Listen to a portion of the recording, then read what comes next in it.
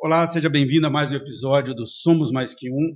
Nós estamos agora no nosso episódio 105 e, como sempre, eu gosto muito de trazer pessoas de educação aqui, porque eu acho que educação, né, eu já falei isso aqui diversas vezes, educação, para mim, professor, é a única forma que a gente tem de crescer como país, crescer como pessoa, crescer, né, ascender socialmente. A minha história ela é muito impactada pela educação também. E eu gosto muito de trazer quem está ligado ao ensino fundamental, ao ensino médio, porque é quem vai formar esse jovem. Então, estou trazendo aqui o professor Bim, que vai se apresentar. Engraçado, você sabe que eu já entrevistei um professor Bim, Sério? que é professor do meu filho lá no CPP, mas o Bim dele é com um É N. com N. Tem É, algumas famílias aqui. isso, Ô, exatamente. Fabiano, obrigado pelo convite. Seja Inclusive, muito eu trouxe bem-vindo. dois, Pô, dois, muito dois obrigado. presentes aí para vocês. São dois Ó, copos do nosso evento que se legal. chama Dia D. E uma caneca aí para vocês, Que legal. Nossa, você te e para sua agradeço família. demais. Bom, é um prazer estar aqui. Né? Legal Deus promove certos encontros assim Sim. comigo, principalmente via LinkedIn, né? Que foi onde a gente se conheceu, Sim, conectou. sim, sim. Então, o Eu LinkedIn tem gosto de sido uma procurar grande pelo rede. LinkedIn, cara, porque eu vejo assim, a pessoa quando ela tem uma certa presença no LinkedIn, não desmerecendo as outras redes sociais, mas é uma rede que a pessoa está ali não por interesse de aparecer, de nada disso, né? É um Exato. interesse genuíno. Sim, Isso que eu eu acho que de gosto. compartilhar, né? Isso, Compartilhar um com o outro. isso, exatamente. Bom, nós vamos falar muito de educação, vamos falar muito desse momento da educação pela qual nós estamos passando, essas mudanças, tecnologia, de como o colégio, espaço cultural, né, traz isso para dentro do seu cotidiano. Eu vi lá a quantidade de prêmios que vocês ganham e achei uma coisa fantástica que vocês levam os alunos para participar dos hackathons, levam os alunos para participar, né, desses concursos de empreendedorismo, isso é fantástico. Mas eu queria que você primeiro contasse quem é você. Como que começou tudo isso? Como é que você foi parar na educação? Você já me falou que você não é pedagogo, então como é que você foi parar na educação? Porque eu acho que a história das pessoas, ela meio que traz um pouco de riquezas, né, para a gente entender quem é essa pessoa hoje. Bom, eu me chamo Caio Bin, né, sou diretor-geral do Colégio Espaço Cultural. Sou formado, minha primeira formação é fisioterapia, né, então sou fisioterapeuta. A minha mãe fundou a escola, o SEC, em 1990. E é uma história interessante porque a minha mãe também não era pedagoga. Ela tinha uma empresa de produtos de limpeza muito grande em Ribeirão Preto. E minha mãe sempre batalhou, batalhadora, sozinha. E aí ela procurando escola na época para mim, Uhum. não gostava de nenhuma. Por fim, ela decidiu abrir a dela. Nossa, que E legal, assim que cara. E sem ser surgiu, pedagoga. sem ser pedagoga. E assim surgiu o Colégio Espaço Cultural. E com esse intuito de aproximar mesmo família, escola, né, independente. Na época era uma escolinha pequena de bairro, com 3 salinhas, né, pouquinhos alunos, mas nascemos assim. E até hoje isso faz parte da nossa essência. Né? O Colégio Cultura, né? Espaço Cultural, certa vez um pai falou assim, mas vocês fazem isso porque vocês ainda são uma escola pequena e conseguem fazer isso. Eu virei para ele e falei, olha, isso nunca vai deixar de fazer parte Tá na do cultura, né? nosso DNA, da nossa essência. Hoje nós temos mais de 630 alunos e nunca deixou de fazer parte da nossa essência esse acolhimento, né, Essa esse relação olhar, próxima, né? exatamente, esse olhar empático, enxergar cada aluno como único, né, Sim. cada aluno carrega a sua história. Né, existem Isso é muito situações, importante, né, né, que nós precisamos, nos dias de hoje, levar em consideração. Lidar com pessoas não é uma receita de bolo, que é igual para todo mundo. Que é um grande problema da educação como um todo, no modelo de educação que nós temos. Sim. Que de certa forma, você normaliza, né? Você põe todo mundo na mesma régua. É muito burocrático, Fabiano, é muito burocrático. Eu acho que está extremamente. O sistema está ultrapassado. Né? Então, assim, e os frutos não vêm, porque existe uma nova geração. Então, não se faz guerra nova com armas velhas. Sim. Não, você quer ver uma coisa muito simples disso. Eu nunca fui professor de ensino médio, mas eu tive uma experiência esse semestre que eu dei um itinerário formativo na escola em que meu filho estuda. E tive lá uma turma de 30 alunos durante algumas semanas com eles. E, cara, eu entendo o que se buscou aí colocar uma norma de que não pode usar o celular dentro da sala de aula, entendo. Mas eu vejo assim, poxa, a vida dessa pessoa é digital o tempo todo. Aí você quer pegar o momento da escola, que na vida dele é o momento mais importante da vida dele, porque é o que ele faz. E aí você fala, não, aqui você não pode ter.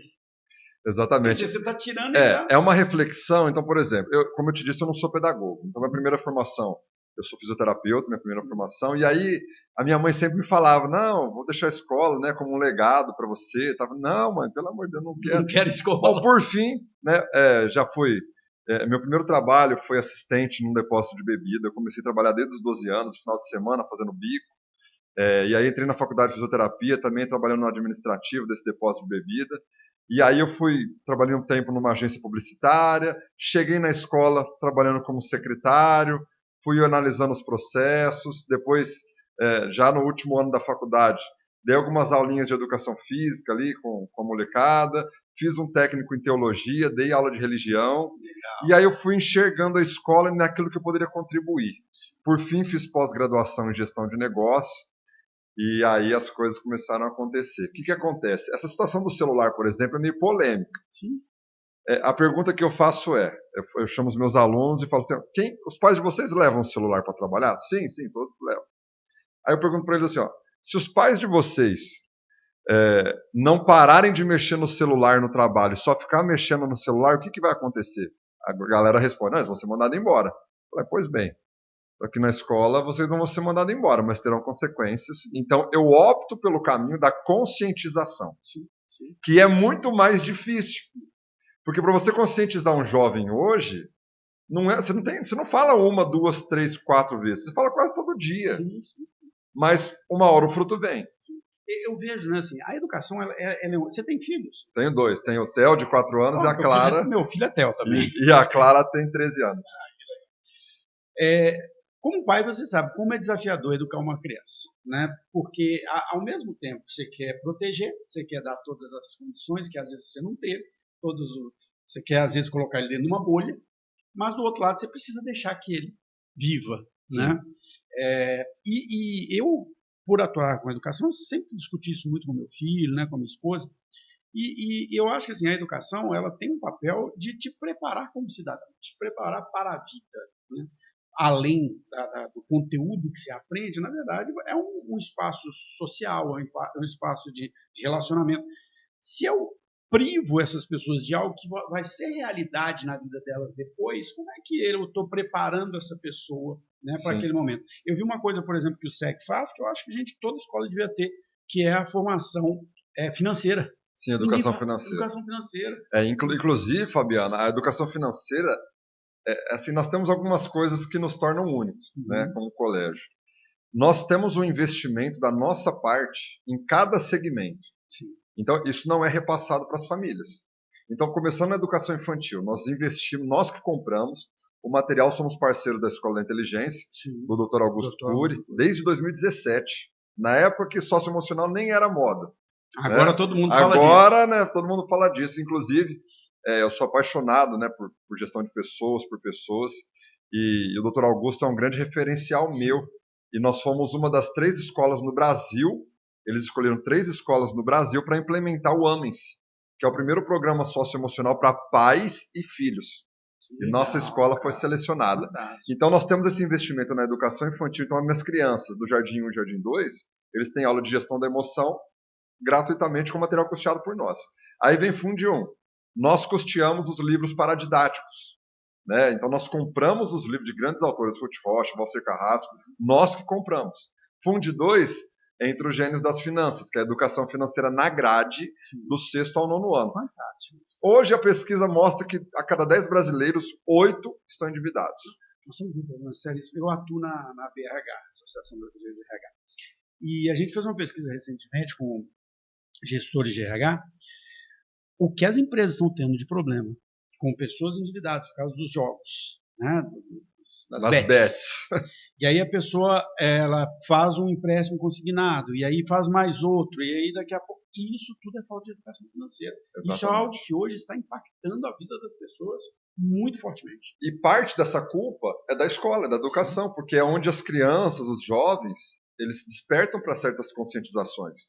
Então esse programa que nós implementamos vai fazer 4 anos, né, que nós possuímos esse programa. Inclusive, nós fomos finalistas das Olimpíadas Brasileiras né, de educação financeira da Bezinha, da B3. Então, nosso professor de educação financeira, o professor Gabriel Baldasso, né, conduziu esse projeto. Nós fizemos um torneio simulando investidores, nós premiamos, né, os alunos que conseguiram uma rentabilidade, tudo isso do sexto ao nono ano.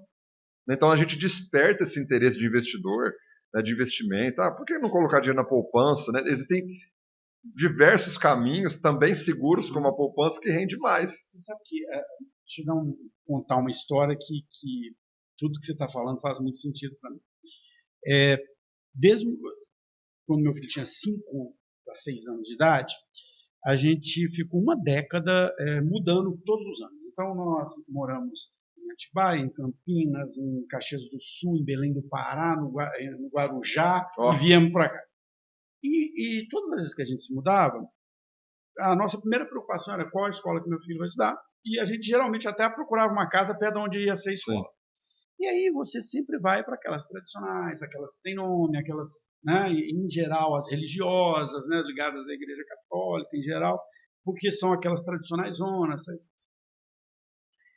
Aqui nós chegamos na pandemia e foi a primeira vez. Nós colocamos ele numa tradicional no início. Sim. E quando ele foi para o médico, foi a primeira vez que ele falou, não, olha, peraí, agora vamos dar uma olhada mesmo em tudo que a gente precisa. E eu observo uma obsessão das escolas, principalmente do ensino médio, com Enem, vestibular. E uma coisa que eu tenho discutido com várias pessoas, inclusive educadores aqui, é o seguinte, cara, estudar é fundamental, é uma coisa que eu incentivo, né? É a minha vida, eu vivo estudando, mas nem todas as pessoas precisam ir para a graduação, né? Existem todo o ensino técnico, existem todas as profissões técnicas. Comecei aqui com um reitor de universidade falando isso aqui, cara, nem todo mundo deveria ir, não faz sentido. Mas os colégios só falam de Enem, vestibular. E eu falo, cara, mas não é isso que eu estou preocupado. Eu quero saber que formação meu filho vai ter. É aquilo que nós falamos no começo. É uma receita antiga que ainda está sendo usada. Nós vivemos uma sociedade doente emocionalmente. E assim, por que eu estou falando isso? O que eu recebo de alunos tomando remédio de tarja preta não está escrito, porque é uma pressão que nem adulto consegue lidar. Quem dirá um jovem aí de 16, 17 anos. Então, ainda tem a pressão do vestibular. Exatamente. Eles são pressionados absurdamente. Então, eu acho assim, antigamente, a geração dos nossos pais queria implementar sobre nós a profissão que era o desejo dos pais. Né? E hoje, nós temos novas profissões que surgiram, TI, né, que é um mercado em franca expansão, até youtuber. Você falava de, meu filho quer ser youtuber. O povo dava risada. Pega, né, o sucesso de grandes youtubers que tem hoje. Hoje tem não sei se você viu, uma escola Sim, porque é o dom da oratória. Até hoje, jovens, o Dr. Augusto fala muito sobre isso. Eles sofrem de glossofobia. O que é glossofobia? É o medo de falar em público. E onde começa? Onde que fica esse gap do medo de falar em público? Nós tivemos recentemente lá no SEC um encontro de boas práticas, né, que nós fizemos por cada segmento. E as minhas professoras disseram o seguinte, Caio, até o 5º ano, a molecada adora falar na frente. Depois disso. Entrou no 6º, 7º, 8º, a molecada vai ficando com medo de falar em público. Então, será que a gente não tem treinado pouco os nossos alunos? Você sabe que esse itinerário formativo que eu dei no colégio que meu filho estuda, chamava-se Oratória, Argumentação e Escutatória. Porque eu dou um curso de oratória que eu chamo de oratória e escutatória, porque eu acho que você tem que escutar também, aprender a escutar. Né? O Rubem Alves que tem uma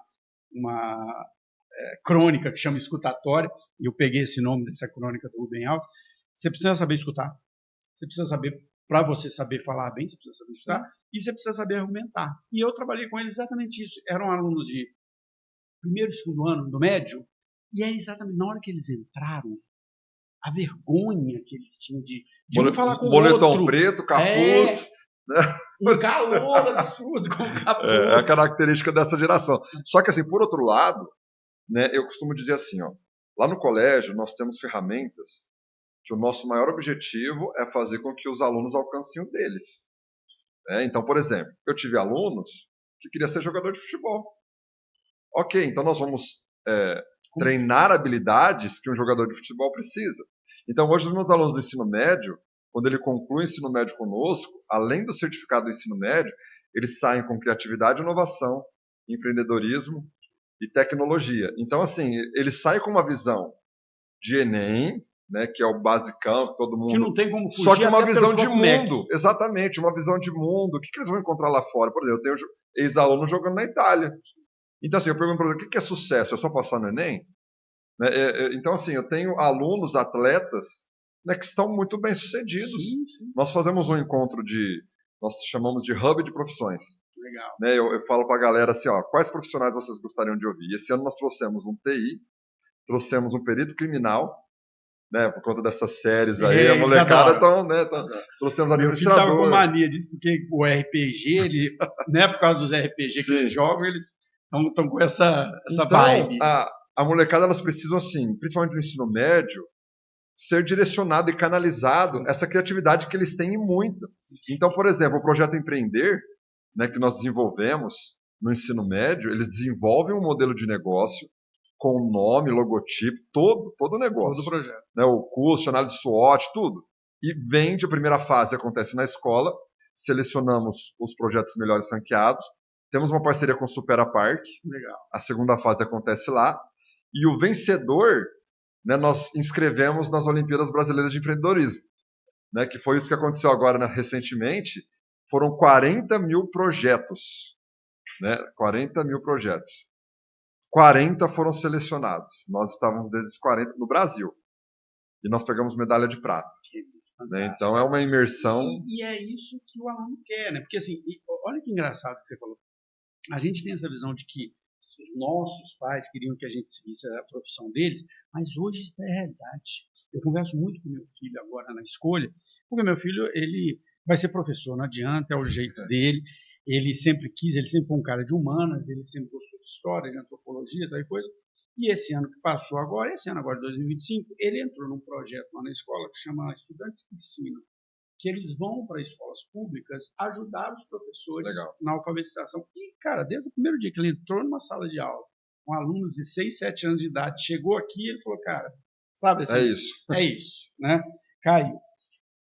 Mas ele fala, olha, conversando com meus amigos, tem muito amigo meu que queria fazer um curso X, mas a família, não é que a família fala assim, você tem que fazer direito, mas é aquele do dia a dia, sabe? No café da manhã, não, acho que você não pode fazer tal coisa, não, porque e aí o dinheiro, como é que você vai viver? Isso aí não dá dinheiro, essa profissão não sei o quê. E aí vai colocando isso na cabeça, e o que você falou é perfeito, existem tantas profissões que não... Outro dia desse ele estava brincando comigo, ele falou assim, porque ele é que escreve os RPG, ele falou assim, você sabe que isso hoje é uma profissão? Escrever roteiro de RPG? Eu falei, que é isso? Não sei o quê. E né? Nos Estados Unidos, os psicólogos usam o RPG como método de terapia. Né? Eu também dou aula de empreendedorismo para o terceiro colegial e nós fazemos até uma dinâmica utilizando um modo de RPG. Então nós criamos um mundo paralelo, quem que você seria, qual personagem você seria, e depois faz uma análise com a realidade. Sim. Então isso faz aquela autocrítica, autoanálise. Então realmente é fantástico. E acho que assim, isso que você falou é verdade. Como eles tiveram um acesso à informação muito mais amplo do que a gente tinha, eles são muito criativos. A gente tem que dar espaços seguros para que eles exerçam essa criatividade. Sim, eu acho que assim, o maior erro das famílias talvez hoje é fazer com que os filhos entrem no nosso mundo. E, na verdade, o caminho é ao contrário. É nós que precisamos entrar no mundo deles. Ah, mas meu filho vai machucar emocionalmente. A frustração, ela faz parte do desenvolvimento de um ser humano. Então, o se frustrar. Nós temos uma particularidade, principalmente com o sexto ano, né, que é uma mudança grande do Fundi 1 para o Fundi 2. Sai da tia que tudo a tia resolve, aí já vai para 12 professores, cada um trabalha um roteiro diferente. Então, a cada ano, nós estamos olhando para o sexto ano de uma maneira cada vez mais estratégica para tentar minimizar, né, esse tipo às vezes, de sentimento que cada família parece, meu Deus, e agora? Acabou o mundo do meu filho. Então, mas a frustração, o errar, o falhar, faz parte do processo. Eu li uma reportagem essa semana. É uma pesquisa, não é uma pesquisa científica, é uma pesquisa feita por uma empresa americana de RH, dizendo o seguinte, que quase metade dos jovens vão à entrevista de emprego com os pais do lado. Quando tem um problema, eles são chamados ao RH, eles pedem para o pai ir junto na reunião de RH da empresa. Exatamente. E isso é essa falta da frustração, Sim. porque eu entendo, assim, lógico, nós estamos falando aqui não como pedagogos, né, mas como pessoas ligadas à educação, aquela história de todo mundo ganha medalha. Não, tem que ter o que ganha uma e tem que ter o que não ganha. Para ele entender, assim, ó, por que eu não ganhei? Né? O que eu deveria ter feito? Eu acho que assim, o padrão de sociedade, né, se a gente for analisar o padrão de sociedade, se você não se destacar, você não vai alcançar o seu lugar ao sol. Sim. Eu digo para os meus alunos o seguinte: você hoje ser apenas bom não serve. Você tem que ser acima da média. Então, assim, eu quero ser. Tivemos um aluno aprovado agora em medicina. Você quer ser médico. Beleza. Cada esquina tem um consultório de médico. Sim. O que vai fazer o paciente escolher você como médico dele? Aí você entra hoje num consultório médico, tem cafezinho, tem bolachinha, tem essência. O cara tá na rede social. Essência para tudo quanto é lado. Então, o comportamento da sociedade mudou. E quem não entendeu isso vai ficar para trás. É interessante que você falou de ganhar medalha. Eu tive um pai que todos os bimestres nós fazemos um aluno destaque do segmento e premiamos com um troféu. E o aluno destaque, nós não analisamos só nota. É um conjunto de situações. Sim, às vezes social. a evolução, exato, a evolução de um aluno. E aí eu tive um pai que nos chamou na rede social: olha, eu acho que isso desestimula, porque não é todos que... Então assim, ele fez totalmente a antítese da ideia, né, que é o projeto, que é valorizar quem se destacou. Né? Então é bem isso. Mas você vê, né, assim, essa questão também, né, do jovem com essa pressão que se coloca sobre ele também, né, no momento dessa escolha profissional, como se aquilo fosse algo definitivo. Se tivesse maturidade, muito, né? Eu falo isso pro meu filho, eu já mudei de profissão 3, 4 vezes na vida, né? Das 100 pessoas que eu trouxe aqui, 40, 50 mudaram de profissão, você mudou de profissão. Exato. Né? Agora, a gente tem ali um desejo no início que talvez não seja aquilo. Vai lá, estuda, você não está perdendo seu tempo, você está ganhando tempo. Né? Você está construindo coisas positivas. E depois você tem esse outro lado. E aí você falou uma coisa importantíssima também, que é outra coisa que eu acho errado nessa obsessão com o Enem. Não é só um tipo de inteligência que faz você ser bem-sucedido profissionalmente. Aí o Uri vai falar isso com muito mais condições do que eu. Cara, a inteligência social é importantíssima na carreira de uma pessoa. Eu diria que hoje é a principal. É a principal. Existe uma pesquisa que diz que 80% das pessoas que são demitidas não é por falha técnica, é justamente por falta de equilíbrio emocional. Então hoje a pessoa não consegue lidar com crítica, ela não consegue lidar com uma falha, ela se desestabiliza. Às vezes, para resolver o problema com uma pessoa, ela vai se alterar toda. Então não sabe. Então realmente é isso. Você sabe que, olha só como as coisas se ligam, né, cara? Sábado agora eu entrevistei aqui o professor Marcos Neri, não sei se você conhece ele atua no outro colégio também, treinador, e ele é um sociólogo. E a gente estava falando sobre isso, né? Ele estava falando assim, sabe o que acontece na nossa sociedade atual? Nós hoje somos uma sociedade do individualismo. Não somos mais uma sociedade social. A gente, e principalmente as redes sociais fizeram isso, trouxeram a gente para um mundo do individual. Então, eu tenho que ser, eu sou o melhor, eu não sei o quê, eu. E aí, eu não sei lidar com frustração quando eu não sou o destaque. Né? E isso é uma característica da nossa sociedade. As redes sociais mostram isso. Todo mundo quer ser o mais lindo de todos, todo mundo quer ter né? É a ditadura da beleza, né? A ditadura da beleza, eu falo pra molecada. Da vida que não existe, né? Exato. Antigamente existia o mundo espiritual e o mundo real. Hoje existe o mundo espiritual, real e o virtual. Muitas pessoas querem viver uma vida que está no Instagram. Né? Só que as coisas que são postadas no Instagram não reflete a realidade daquela pessoa, daquela situação. Sim. Eu brinco com os meus alunos assim, você não vê alguém postar o boleto vencido no Instagram. Né? Então, só que a decepção eles na empresa. são tão bombardeados pelas belezas que o Instagram mostra, que acaba criando uma certa utopia na mente deles. Eles tomam aquilo como verdade absoluta. E isso tem muito a ver com aquela história da depressão que você falou, da ansiedade, Sim. porque eles não têm, ninguém tem essa vida perfeita. Exato. E isso gera uma ansiedade, né? Exatamente. Então, eu acho assim, eu até hoje na minha rede social compartilhei um breve testemunho que há 5 anos atrás nós estávamos numa sala de hotel com pouco mais de 100 pessoas, uns 15 formandos, 17 formandos. Esse ano nós fizemos 2 sessões de formatura no Espaço Golf, cada sessão com mais de 600 pessoas, um total de 170 formandos. E aí eu fiz a seguinte reflexão: para você conquistar o seu sonho, você precisa trabalhar muito, tem que transpirar muito, mas tem que se cercar de pessoas que estejam alinhadas com o seu propósito de vida, com o seu propósito profissional.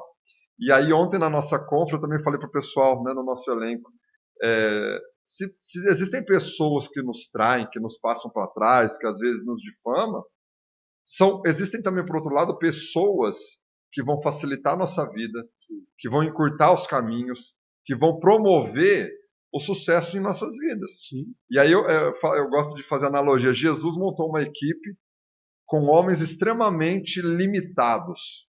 O Pedro era bipolar, Mateus era...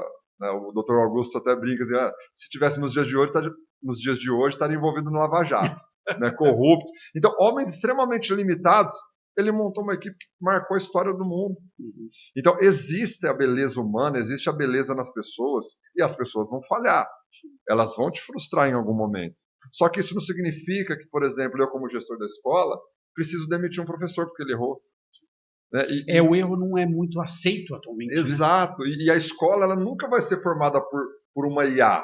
A IA é um recurso da escola, mas a escola é formada de pessoas. E eu acho interessante que, às vezes, o pai faz com que a gente... você tem que entender que meu filho não dormiu bem, passou mal no hospital, não sei o quê. E o professor? Ele não tem chance de errar, ele tem que ser perfeito o tempo inteiro. E eu queria pegar um negócio que quando você estava se apresentando, você falou, porque agora você falou de novo, e eu acho que era importante a gente falar isso.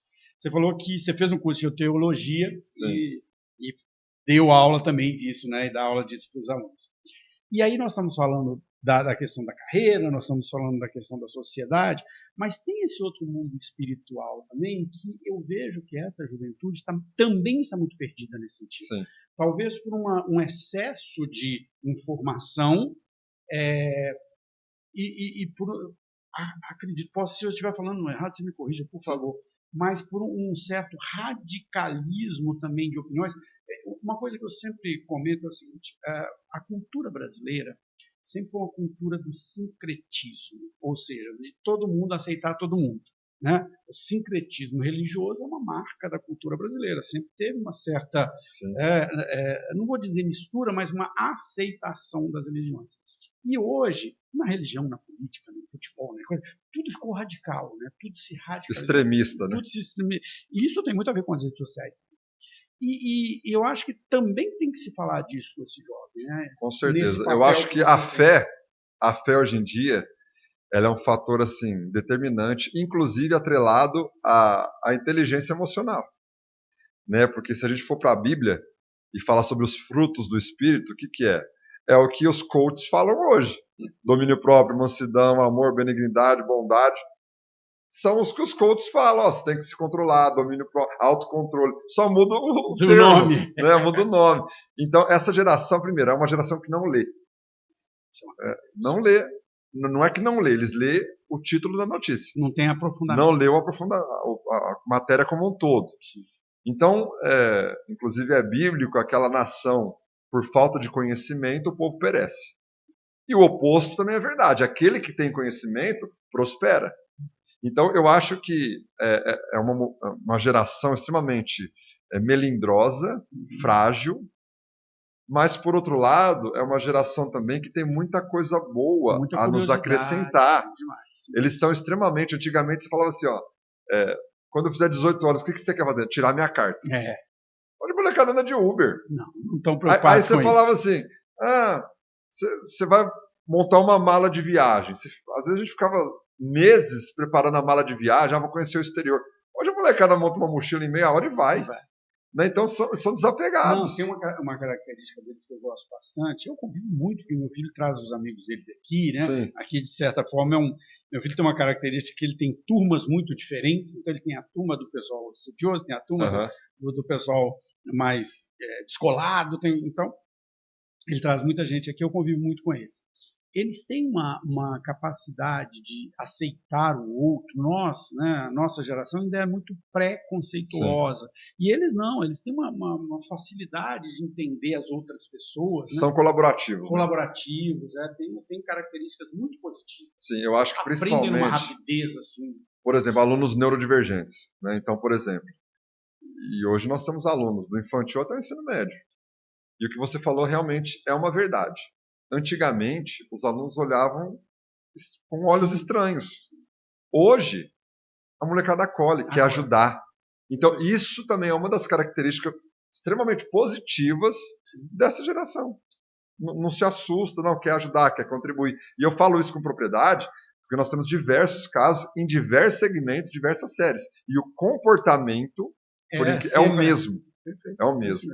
Você sabe que você estava falando sobre esse negócio, né, da falta de aprofundamento, e nesse itinerário formativo que eu dei, eu fiz um exercício com eles de trazer 5 temas muito polêmicos, atuais e polêmicos. Então, desde, por exemplo, a disforia de imagem que as redes sociais causam, questões relacionadas à relação entre as diversas gerações, coisas assim, polêmicas, porque quando eu fiz a primeira conversa com eles, eles falavam assim, eu tenho dificuldade de falar com meus pais, porque eles não querem me ouvir, não querem... Eu falo, tá, mas você tem argumentos? Você vai discutir? Quando você tem argumentos para discutir? E, cara, quando você vai lá e desafia eles, fala assim, tá bom, então tá esse tema aqui, ó, defende aí essa posição para mim. Dá um tempo para eles. Cara, eles conseguem, sim. Conseguem.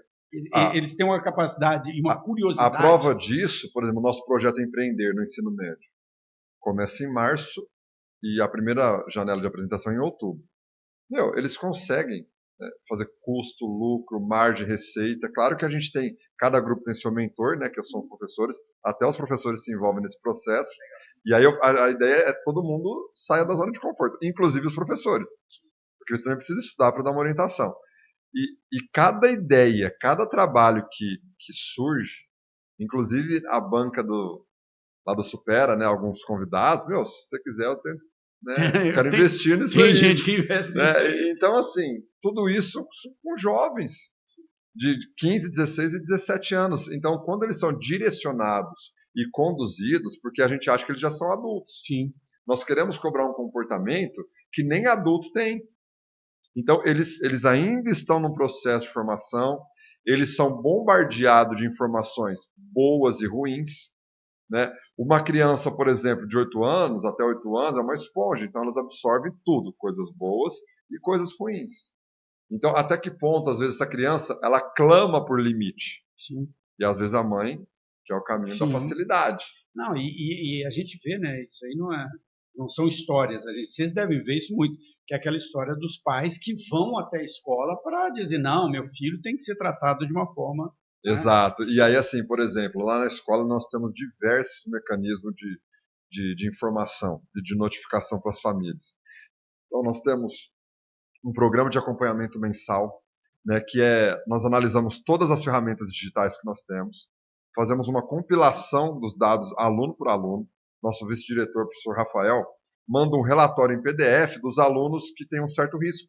Isso mês a mês. Chega no WhatsApp do pai, não é no sistema da escola, não. É no WhatsApp, que todo mundo acessa e vê.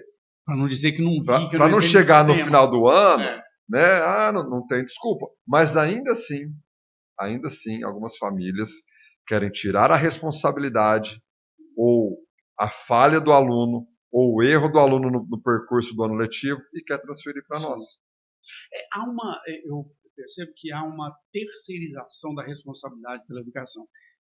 Mais uma vez, talvez por eu ser da educação, eu sempre estive muito próximo, né? Porque eu acho que os pais têm um papel também dentro da escola. Com certeza. Né? Você como pai, você tem que ir lá e oferecer, poxa, eu tenho condições de ajudar nisso aqui. Eu posso vir aqui dar uma palestra, né, como você falou, a gente chama os profissionais, já fui lá dar palestra sobre administração, Sim. né?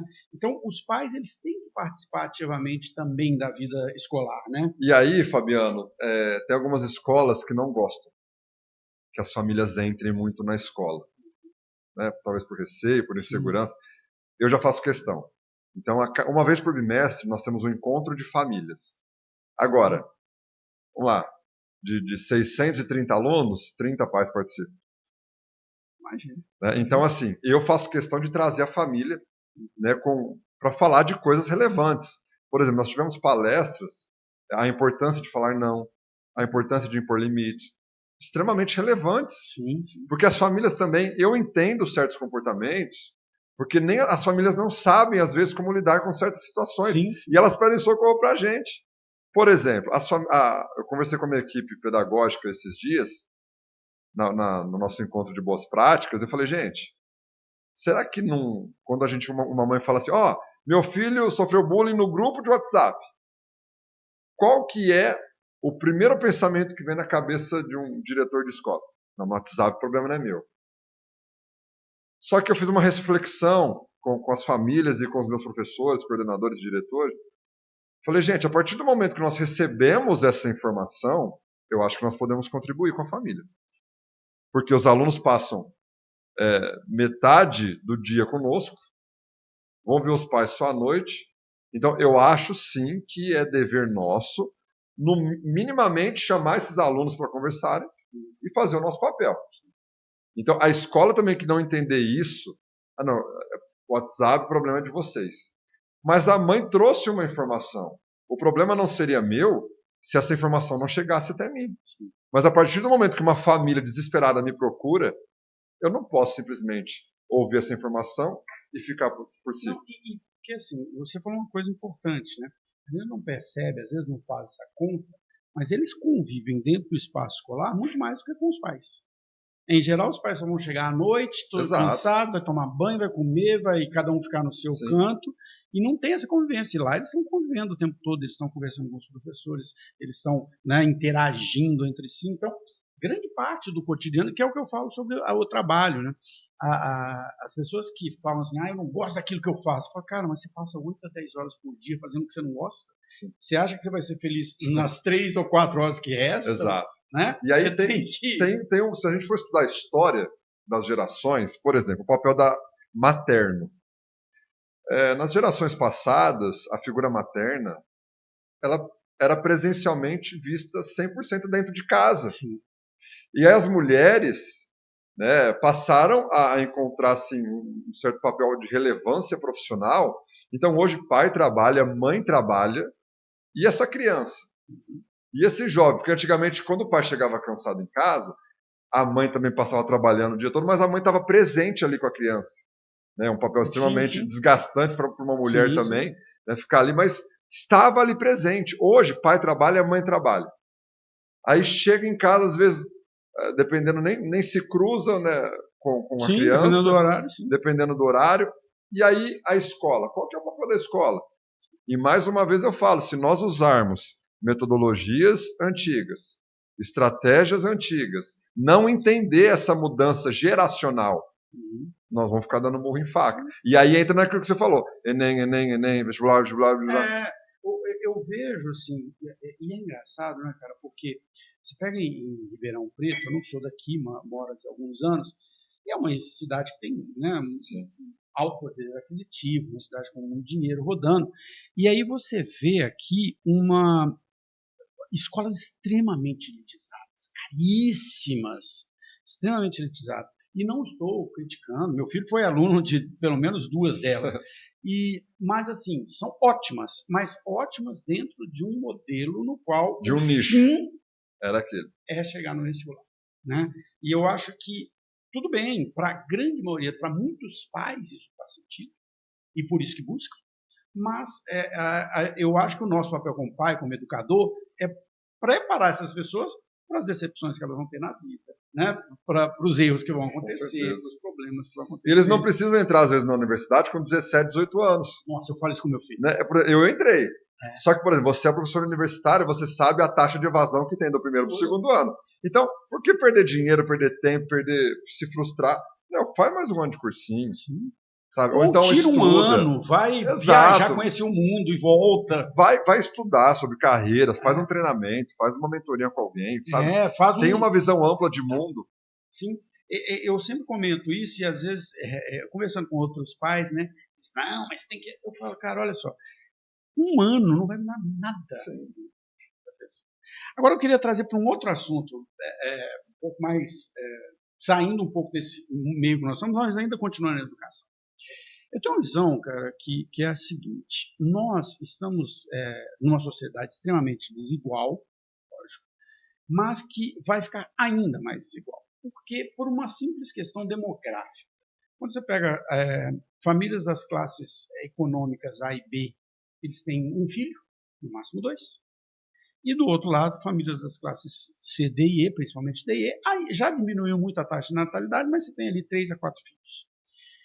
E aí tem isso que você falou: o pai e a mãe trabalham, tem um filho. Ou seja, os dois estão criando patrimônio para um. E do outro lado você tem dois que, né, basicamente estão sobrevivendo. E isso é muito claro na educação. Isso, quando chega na educação, isso fica ainda mais, esse fosso, né, fica ainda maior. Porque é o que meu filho fala. Ele fala assim: pai, eu chego na escola, eles vão em 3 escolas públicas e agora numa ONG também. Ele fala assim: pai, não tem estrutura. Quando tem estrutura, uma das coisas que meu filho faz é ensinar os professores a usar os programas do governo, os aplicativos do governo, porque os profissionais não sabem. Não foram treinados para isso.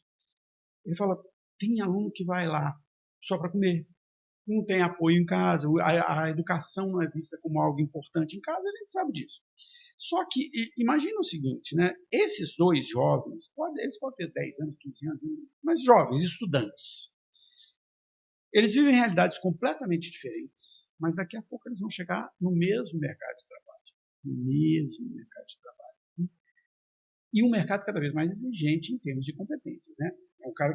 Um aluno que sabe de empreendedorismo, que sabe de gestão financeira, gestão psicológica, completamente na frente. E como que isso impacta? Porque eu sei que isso também traz, mesmo que você seja uma escola particular, isso traz um impacto também, né, para vocês. Exatamente.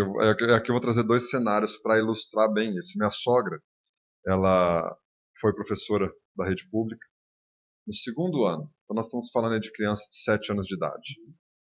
E as crianças chegavam com fome na escola, as crianças às vezes chegavam sem o dever de casa feito. E minha sogra era uma baita profissional, ela exigia, ela queria a performance do aluno, ela queria o resultado do aluno, o crescimento do aluno.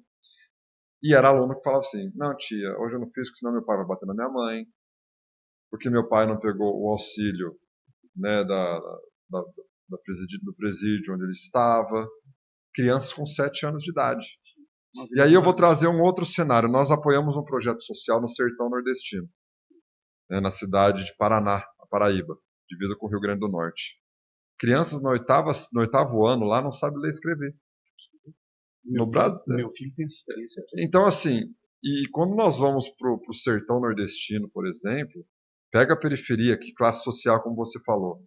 E no sertão nordestino, esse projeto que nós temos lá, que chama Pequeninos do Sertão, mensalmente nós enviamos ajuda financeira, nós apoiamos projetos sociais na Índia, né? Então, assim, parte da nossa mensalidade, nós temos esse olhar social também, e eu sei muito bem essa disparidade que você acabou de comentar. O problema é, ambos vão chegar lá na decisão final. Que tipo de profissionais? Aí, por um lado, nós temos o poder público, né, com aprovação automática. Do outro, nós temos a rede privada, que, por incrível que pareça, o sarrafo está baixando. E aí, alunos estão sendo aprovados sem a devida competência. Por quê? Porque as escolas particulares hoje, elas estão cedendo por conta da pressão familiar. Ah, vou na delegacia de ensino, vou dizer... E aí eu penso o seguinte: você pode ir na delegacia de ensino. Né? A minha mente é o meu árbitro. Se eu estou em paz, você pode ir na delegacia de ensino, você pode chamar o juiz, você pode entrar com o advogado. Se o juiz se o juiz, Poder Judiciário, optar pela aprovação do seu filho, saiba que ele não tem a técnica para isso. E também está só se iludindo, porque exatamente. Beleza, consegui a aprovação. Vai chegar uma hora que vai estourar.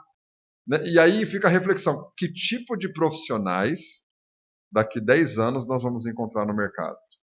Por isso que os chamados dinossauros das profissões estão na ativa até hoje.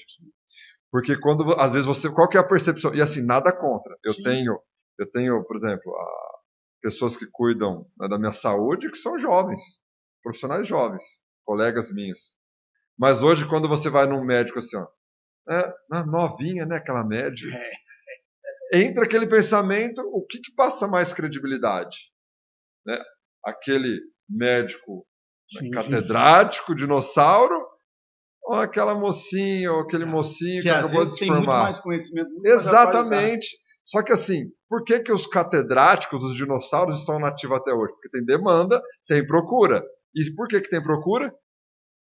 E aí entra, para mim, um grande problema. A educação superior está passando por uma grande mudança agora nesse último ano. Né? Tem uma nova marco regulatório do EAD, um novo marco regulatório da pós-graduação, um novo modelo de avaliação das instituições que vai entrar a partir do ano que vem. Então, uma série de mudanças paralelas. E eu, apesar de atuar muitos anos na educação, eu sou muito crítico com a nossa educação, porque eu acho que existe um fosso entre o que o mercado exige, porque a gente sempre tem que lembrar o seguinte: a graduação, ela é profissionalizante, ela te dá uma profissão. Você formou para ser fisioterapeuta, eu me formei para ser administrador, o outro vai se formar para ser advogado. É uma profissão, ela está te dando uma profissão, é profissionalizante. Só que as escolas estão tão engessadas nesses dinossauros, né, que você está criando um fosso cada vez maior entre o profissional que você forma e o profissional. Né? Que eu acho que lá no ensino médio reflete naquela fala dos alunos assim, mas para que eu estou aprendendo isso? Né? Para que química, para que física? Meu pai falava o seguinte, ele falava assim, filho, beleza, até o terceiro colegial, mesmo você não gostando disso, você vai ter que pelo menos tirar a média, ele falava para mim. Né? Então não adianta. Não gosto de física. Não adianta. Até o terceirão, você vai ter que dar um jeito, utilizar alguma estratégia para isso. E aí, por exemplo, usando a tecnologia em nosso favor. Né? Porque os jovens, às vezes, passam uma falsa impressão de que eles são digitais, altamente. Eu diria que eles são redes sociais. Porque pede para redefinir uma senha no e-mail. Eles nem sabem. Então, assim, peraí. Até que ponto eles são digitais? E aí, até que ponto a tecnologia precisa estar presente no ambiente da educação? Sim. O nosso sistema de ensino, por exemplo, no rodapé das apostilas, já traz um QR Code. Sim. Ao invés do aluno ir no YouTube procurar vídeo aula, ele escaneia e já vem aquela aula específica para ele. Nós somos uma escola Microsoft, por exemplo, desde 2017. A pandemia chegou em 2020. As escolas ficavam desesperadas. Eu já tinha Teams, eu já tinha classes no Teams, todo mundo com usuário do Teams. As aulas acabaram na sexta, segunda estava todo mundo ao vivo. Já estavam preparados. Então nós não ficamos perdidos no tempo nem no espaço. Por quê? Todos os anos eu participo de feiras internacionais. Eu tenho referenciais educacionais de países ranking lá em cima na educação no mundo. Então eu sou entusiasta da educação. Eu não sou aquela pessoa que fica ali naquele quadradinho. Eu sou chão de fábrica. Você sabe que, olha, que nos colégios, sim, interessantíssimo que você comentou. Eu não vivo o ambiente do colégio, mas no que eu conheço, eu ainda acho que a direção dos colégios ainda é mais presente na sala, nos corredores e tudo mais. Você vai para a instituição de ensino superior, reitores e pró-reitores, eles vivem no Olimpo. Não sabem nem quem são os alunos. Eles não sabem, eles não saem daquele... Sabe assim, a sala da reitoria parece que você está entrando... Os intocáveis. E eles estão completamente fora do cotidiano da escola. Nos colégios você ainda vê o diretor, né, circulando, conversando. E, cara, eu acho assim, fantástico ver uma escola pensar assim, porque... não criticando, eu acho que cada uma tem público para tudo e tem forma de pensar para tudo. A gente sabe que nós ainda, como disse aqui o professor Cláudio Romualdo, que veio aqui da Metropolitana, fundador da Metropolitana, ele falou o seguinte: nós somos um país de bacharéis, as pessoas valorizam quem é o doutor, né? Doutor. Antes do nome vem o título, doutor, né? Exatamente. Mas que, na verdade, assim, a gente, como escola, tem um papel de estar sempre olhando para o novo, né? Falar de empreendedorismo com jovens, falar de questão social, da questão psicológica, fundamental hoje que as escolas falam E disso, eu acho né, assim, né, falando sobre isso, né, eu acho que o exemplo arrasta, mais do que eu falar. Teve um dia que eu estava no pátio, né, tava com sede, não tinha copo ali, fiz a conchinha no bebedouro e tomei, né, a conchinha. As crianças ali do terceiro ano, 8, 9 anos de idade, estavam: tio Caio! Como se fosse uma girafa branca andando, né, na cidade. Claro, eu tô tomando uma aguinha aqui na mão, né, fazendo uma conchinha aqui, tomando água no bebedouro. Então, assim, você estar presente no meio das crianças, você inspirar os alunos, você ter uma escuta empática com os alunos. Muitas vezes os alunos não confiam nos pais para desabafar. Por N situações. Nossa, Isabel, olha isso que você acabou de falar, muito verdade. Esse projeto que meu filho participa, no primeiro semestre ele foi dar aula, não dar aula, né? Ajudar alunos de 6, 7, 8 anos, ali, início da alfabetização. No segundo semestre, ele começou a ajudar os professores nos aplicativos e ele pegou uma turma de 12, 13 anos de idade, acho que 6 ou 7, não me lembro. E aquilo que eu te falei, você falou que no Nordeste tem meninos do sexto, do sétimo, do analfabeto, aqui também, em Ribeirão. E ele, uma vez conversando com ele, com a namorada dele, e ela, né, por ter um pouco mais essa coisa da mulher acolhedora, coisa, ela falou, uma menina de 16 anos de idade, falou assim, sabe, que muitos dos alunos, eles têm dificuldade, é aquele que não presta atenção, que é o desobediente, que é o bagunceiro, mas é porque ele não tem ninguém que ouve ele, não tem ninguém que senta com ele. Né? E aí ela estava relatando de um aluno que era o problemático, não sabia ler, mas que aí que ela pegou, sentou do lado dele, ouviu, conversou. Ele teve a atenção que ele tanto queria. Eu acho interessante que na fisioterapia, quando nós estávamos no estágio da geriatria, né, que é o atendimento de idosos, tratamento, Fabiano, incrível a situação. Às vezes tinha sessões, terapias, que a gente ficava só escutando os velhinhos. Né? E eles saíam daquele momento... Bem fisicamente. Exatamente. E hoje, talvez, às vezes o pai não sabe conversar, ou terceiriza tudo para a mãe, ou vice-versa, porque, mais uma vez, se a gente analisar o histórico, né, cultura, a quantidade de divórcios que existem hoje. Sim. E aí, minha mãe é divorciada desde a gravidez, meu pai. Só que minha mãe nunca fez a caveira do meu pai para mim. Sim. Uma coisa é o relacionamento matrimonial, outra coisa é a paternidade. E hoje, infelizmente, os filhos ficam no meio de um fogo cruzado. O pai fala mal da mãe para o filho, a mãe fala mal do pai para o filho. E aí? Não percebem como isso está destruindo. Exatamente, o referencial. Então, assim, eu acho que hoje a escola tem que estar preparada. Eu falo isso com o meu elenco de professores. Se algum aluno chamar num canto, se você perceber que o aluno está chorando, está abatido, Sim. Mais uma vez, não é uma receita de bolo. Cada aluno é único. E nós precisamos ouvir, tá tudo bem. Ah, mas a prova era hoje, não consegui. Ah, me traz atestado médico. Sim, tem as regras, tem os critérios. Mas a gente vai ficar engessado em tudo. Né? Eu acho que o ser humano ele tem que ser visto como um ser humano, não como um produto. Sim. Né? Não como um objeto.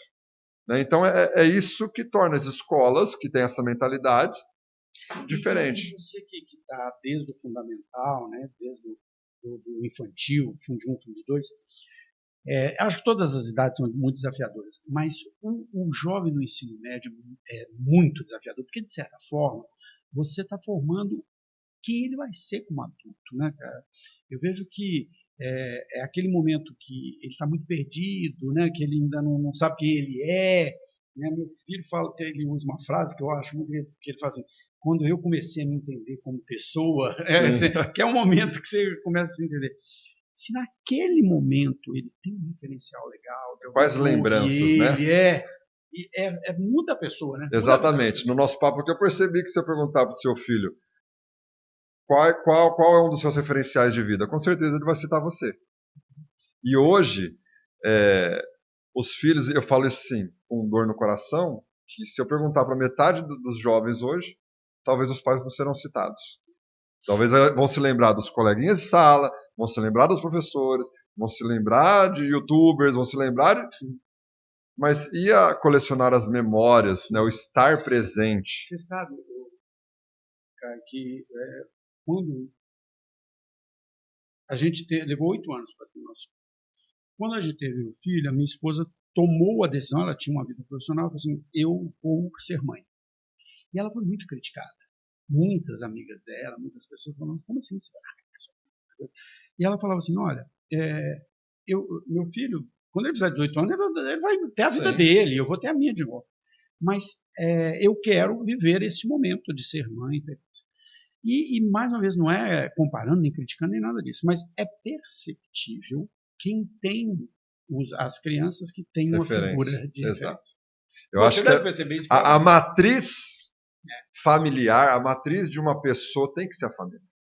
A escola vai estar presente, pode rebolar, pode se desdobrar, mas tudo parte de dentro de casa.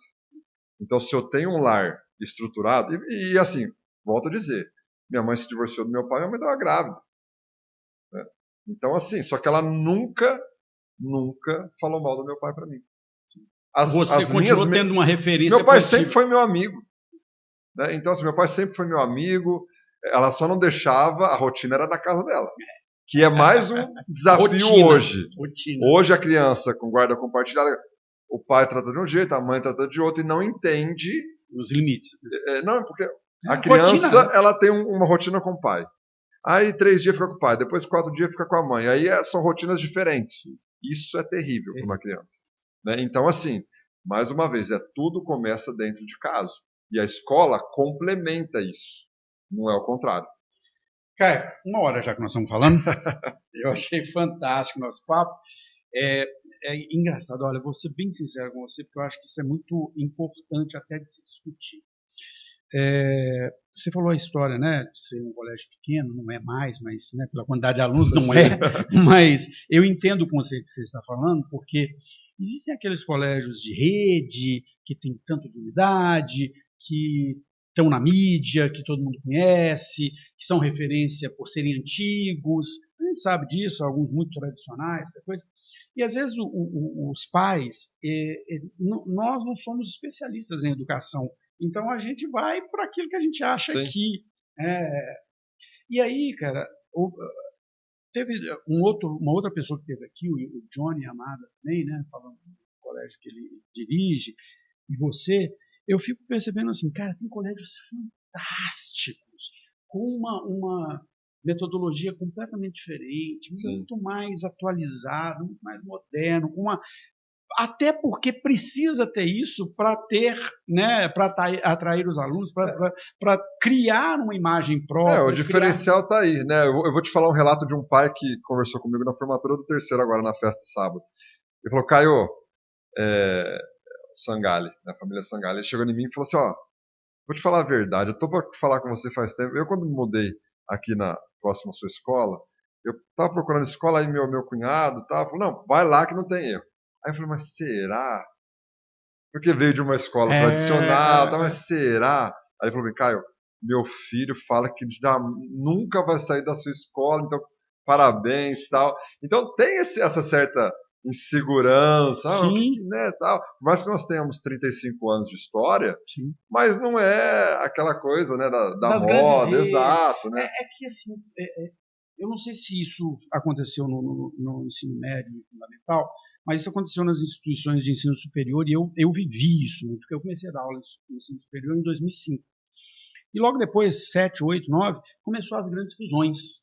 Então tinha escola, por exemplo, a universidade que eu comecei a dar aula em São Paulo, no CID, ela existia há 50 anos e era da família, eram os donos. Cara, era uma coisa completamente diferente. Aí ela foi vendida. No dia que ela foi vendida, ela mudou completamente, porque aí é uma grande rede. Coisa. Eu não sei se isso aconteceu nos colégios também, mas essas fusões, essas grandes fusões, tiraram muito da alma, da essência. Exato, da identidade. Né? Eu estava vendo no site de vocês aquele manifesto que vocês têm. Isso é fantástico, né, cara? Exatamente. E aí, eu volto no começo da nossa conversa, quando aquela família, na época que nós éramos bem pequenininhos, falava, mas vocês fazem isso porque vocês conseguem. Na verdade, isso nunca vai deixar de fazer parte do DNA do SEC. Esse estar presente, forte, acolhedor, né? E é acolhedor não só com as famílias, é com os professores, atrás das cortinas. Né? Recentemente nós ganhamos o selo GPTW como uma das melhores empresas para se trabalhar no estado de São Paulo. Legal. Então, isso para mim é um motivo de muito orgulho, que eu costumo dizer que o encantamento começa de dentro para fora. Esse é um outro ponto, cara. A gente vai sair daqui.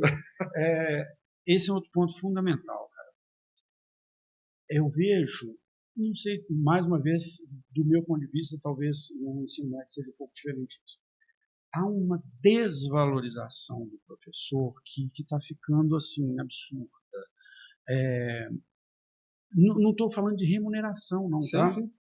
Remuneração, eu ainda acho que é muito ruim, mas não é isso. É uma desvalorização do que é o professor, do papel que o professor tem, da importância. Porque, cara, ser professor não é fácil, não. Exatamente. Né? E eu converso com os meus professores, eu falo assim, gente, aqui vocês só vão se preocupar em dar aula.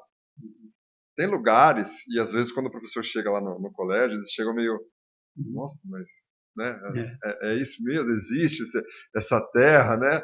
Porque assim, os professores eles precisam, às vezes, organizar evento, preparar evento, cotar coisa para a escola, e vai inflando de tanto. Esses dias eu estava vendo uma matéria no LinkedIn, não lembro agora quem colocou lá, mas assim, tá falando de coordenador.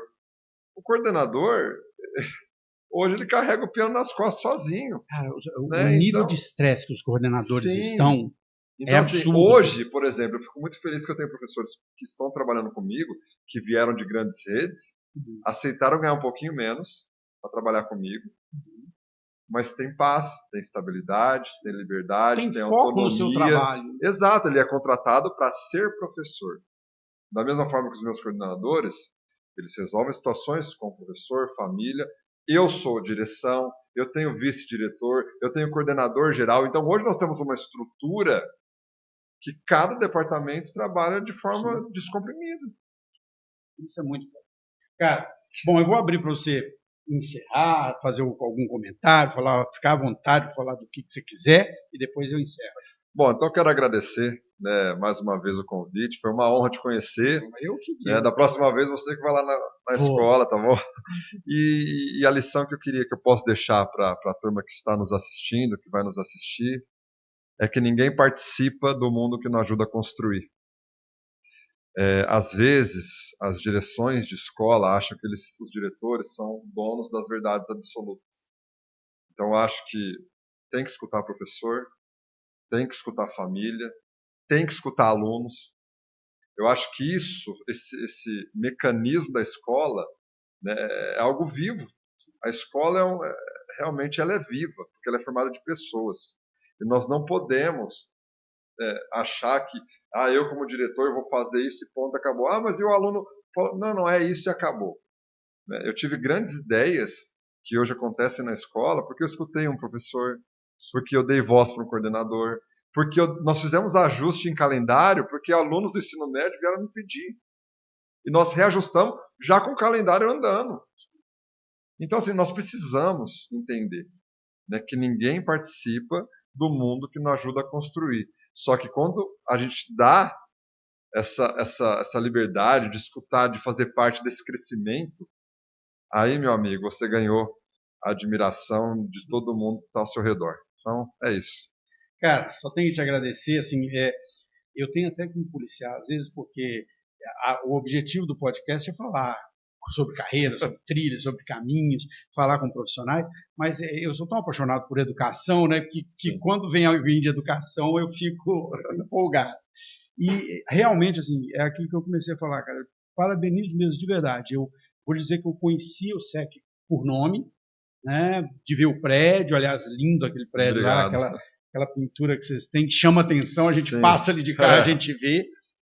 Mas à medida que né, que a gente começou a conversar, e eu fui pesquisar, fui conhecer o colégio, fui ver as postagens que vocês fazem, todos os projetos que vocês têm. Esse projeto de empreendedorismo, fantástico, fantástico. O negócio da educação financeira, a questão da preocupação com a saúde psicológica dos alunos, cara, isso tudo faz muita diferença. Eu não estou dizendo que nos outros colégios não tenha, mas eu acho que, assim, mostra, pelo menos o que eu vi, que nós e agora conversando com você, tudo isso aflorou, mostra uma preocupação genuína com o aluno, né? Eu acho que as escolas, com esse momento que elas foram virando business, e eu entendo que todo negócio é negócio, ele precisa dar dinheiro no final, sim, mas ela não pode ser só o dinheiro, né? Exato. Você tem que ter também ali a educação. Como essência, né? Como primeiro pilar. Né? O business faz parte, mas eu acho que existe um negócio por trás, mas existe um propósito maior, né? Que é transformar gerações, que é formar gerações futuras e o futuro da nossa nação. Então é isso aí. Bom, pessoal, então esse é mais um episódio do Somos Mais Que Um. A entrevista, até geralmente eu gravo e já posto no outro dia. Mas como em janeiro, além de eu estar de férias, eu vou estar preparando um novo estúdio do podcast, eu estou gravando algumas entrevistas, então o dia que isso aqui for por ar, eu já gravei uma semana antes aqui com o professor Bim, porque eu estou deixando algumas coisas prontas para poder... Sim. Me focar em viajar com a minha esposa, tá certo, e também para poder mexer no novo estúdio. Mas o episódio vai estar completo no nosso canal no YouTube, completo também no nosso canal do Spotify, e os cortes estarão nas redes sociais. E professor, só para encerrar, né, assim, eu falo que eu comecei o podcast para falar de carreira, para falar disso tudo, mas o meu grande ganho aqui nesse último ano, que eu estou tocando esse podcast, é essa oportunidade de conhecer pessoas como você, de ficar uma hora aqui conversando, que é uma coisa que não faz mais. Sim, exatamente. Né? E realmente, assim, está de parabéns o colégio, você, Obrigado. Eu acho que tem um caminho muito grande aí. Obrigado. Pessoal, até a próxima.